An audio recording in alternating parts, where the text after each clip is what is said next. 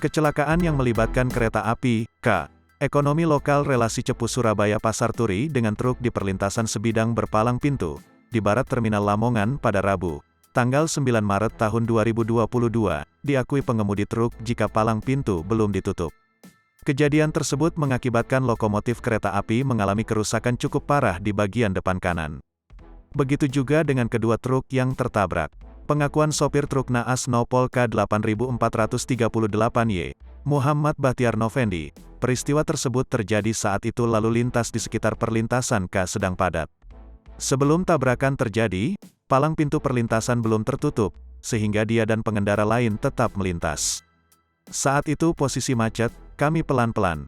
Waktu itu palang pintu belum nutup, sirine sempat bunyi tapi posisi saya ada di tengah rel. Akhirnya kejadian, tertabrak, kata Bahtiar. Ketika kereta menabrak truknya, Bahtiar masih berada di dalam truk dan ikut terseret hingga puluhan meter ke arah timur pada posisi di tengah antara double track. Saat terseret kereta, saya berusaha mengendalikan setir untuk mengikuti arah kereta, supaya truk tidak terbalik, ungkapnya.